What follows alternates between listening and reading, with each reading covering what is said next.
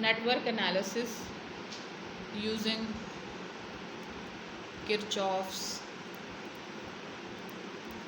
law। ये पहले पिछले हफ्ते का था, लेकिन due to the wastage of data ये दोबारा मैं रिकॉर्ड करा रही हूँ बच्चों, और उम्मीद है कि इस हफ्ते आप ज़्यादा काम इंशाल्लाह कर लेंगे। इसके साथ इसकी एग्जांपल्स भी मैंने कराई हुई थी, और वो भी जो है आप लोगों को मिल जाएंगी साथ ही। प्लीज़ साथ ही अपलोड कर दीजिएगा बच्चे। ये R1 है, ये हम लोगों के पास इसके क्रॉस V1 होगी। आप ये देखें कि यहाँ पर हम लोग जो EMF दे रहे हैं वो E है, और इधर हम लोगों के पास ये एक एंट्रेंस पॉइंट आप देखें A,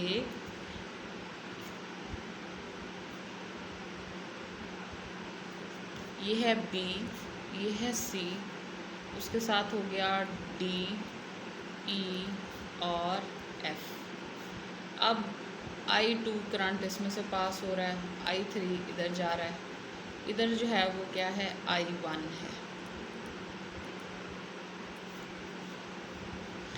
और I3 जो है वो इस R3 में से पास होगा, R2 में से I2 गुजरेगा और इस तरफ I3 गुजर जाएगा। अब हमने इस नेटवर्क जो रेजिस्टेंस नेटवर्क है ना, उसको हमने किरचॉफ लॉ को इस्तेमाल करते हुए हल करना है कि कैसे किरचॉफ लॉ को हम इस्तेमाल करते हैं और उसमें से जो है ना हम निकालते हैं चीज़ें। अब अगर आप सिर्फ क्या करें कि सबसे पहले आप इसको इतना, सिर्फ आपने इतना देखना है, A, B, E और F और फिर A। तो अब आप इसके लिए किरचॉफ लॉ कहाँ से, फिगर में आप देखेंगे क्लोज पाथ स्टार्टिंग फ्रॉम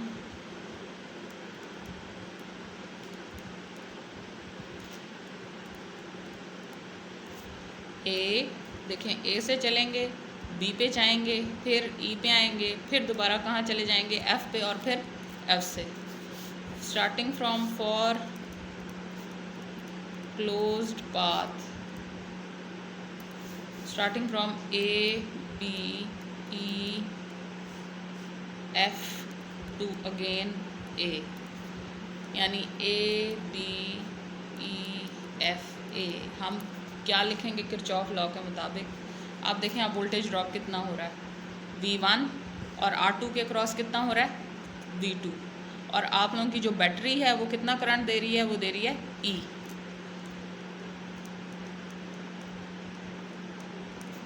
तो ये हम लोग लिख लेंगे, हमारे पास आ जाएगा E is equal to V1 plus V2। Kirchhoff के लॉ के मुताबिक जो यहाँ पे नंबर ऑफ वोल्टेजेस ड्रॉप हुए वो किसके बराबर होंगे, वोल्टेज सप्लाई के, दैट इज़ E। यहाँ तक समझ आ गई सबको?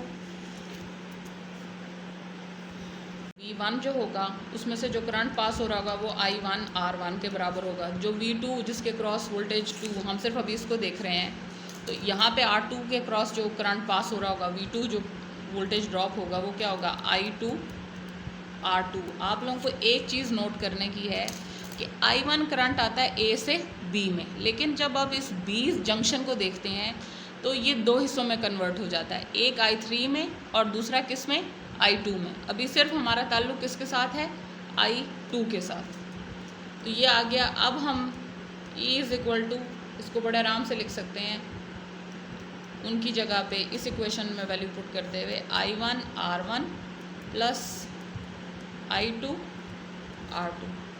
अब इसको इस तरह से रख लें। अब कौन सा क्लोज पाथ लेना आप लोगों ने, B, C, D, E और फिर B, B, C, D, E और फिर B। तो अब जब आप इसके लिए क्लोज पाथ के लिए लिखेंगे तो आप लोग लिखेंगे for path B, C, D, E, B। आप लोगों के पास इधर देखें V2 होगा R2 और ये क्या है R3, लेकिन अगर आप देखें ये और ये आपस में क्या लगी हुई हैं, पैरेलल लगी हुई हैं, तो इसके अक्रॉस जो वोल्टेज होगी वही जो V2 होगी वही क्या होगी, V3 होगी। वजह ये है कि ये दोनों आपस में आपको क्या दिख रही हैं, पैरेलल दिख रही हैं। तो यहाँ पर हम लिख लेंगे V2 is equal to V3, और हमें पता है कि I2 R2 is equal to I3 R3 हो जाएगा। और इस तरह से जब हम सारे पाथ का लेंगे, आखिर ये पूरा सर्किट ऐसे चलना है ना, ABCDEF और फिर A। अब सारों को इकट्ठा करके जब आप लिखेंगे तो आप लोगों के पास पूरे पाथ के लिए for path ABCDEF A, E किसके बराबर हो जाएगा, वो हो जाएगा V1 प्लस V3। क्यों, हम लोगों के पास दरमियान वाली जो है ये क्या है, ये हम उसको कॉमन लेके वो ख़त्म हो जाएगी। तो ये हम लोगों के पास आ जाएगा total is equal to I1 R1 plus I3 R3। और अब किरचॉफ का करंट लॉ, ये तो वोल्टेज लॉ लगा रहे थे ना, फॉर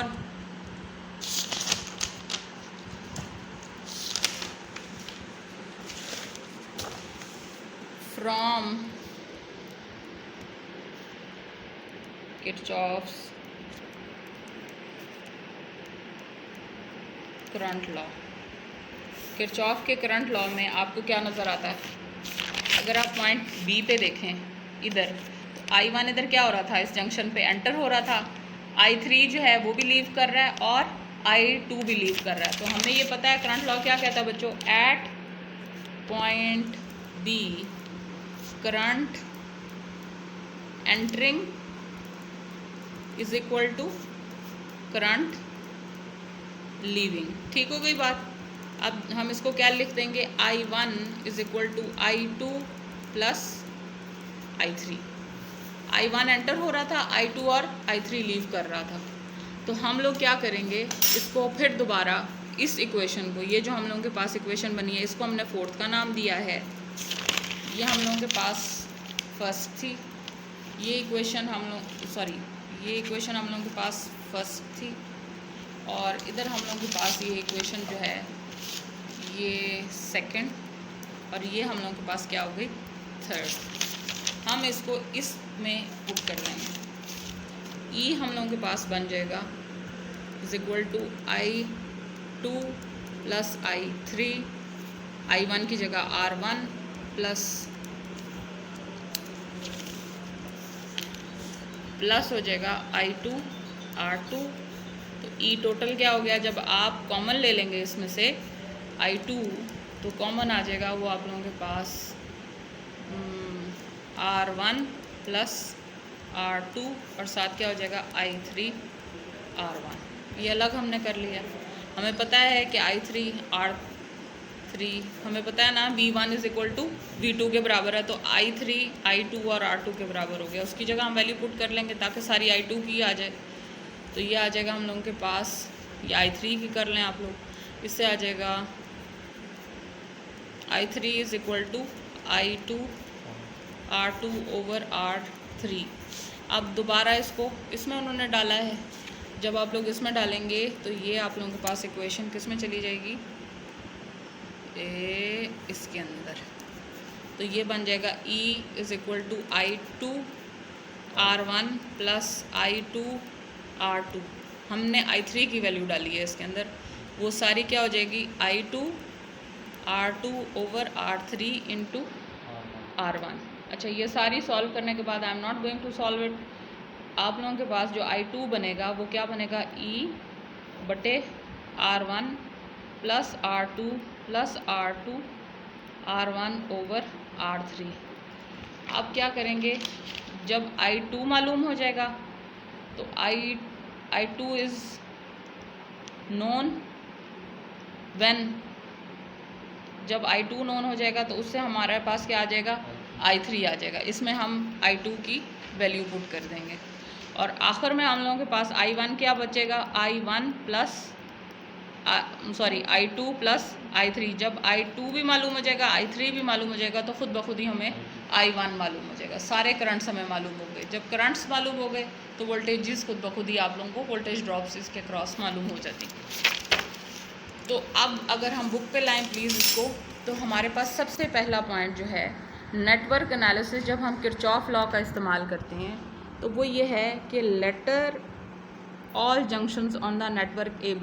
अब क्लास ये देखें, जब आपने नेटवर्क एनालिसिस किरचॉफ लॉ इस्तेमाल करते हुए करना है ना, तो पहले आपने तमाम जंक्शंस को ए बी सी का नाम दे लेना। ये देखें आप, ये है आप लोगों के पास A B C D E और एफ जंक्शन से मुराद जहाँ पे ये ब्रांच मिल रही होती हैं। फिर आपने सबसे पहले करंट की डायरेक्शन और वोल्टेज की पोलैरिटीज़ देखनी है कि करंट किस डायरेक्शन में जा रहा है और वोल्टेज प्लस और माइनस की तरह ये देखी जा सकती है कि इधर बैटरी की प्लस थी, इधर बैटरी की क्या है, माइनस है। तो यहाँ पे देखें ये भी प्लस हो गया और ये भी क्या है, माइनस है। इधर इसी तरह से V2 के क्रॉस भी ये देखें प्लस और ये माइनस, इस तरह से उन्होंने भी ये प्लस और माइनस ली, ये पोलैरिटी की बात होगी। उसके बाद क्या है कि उन्होंने नंबर करना है then according to the register involve के कितने रजिस्टर हैं। Identify each current path according to letter junction and apply Kirchhoff voltage law. Write the voltage equation पहले लिखनी है जैसे हमने लिखी है पहले।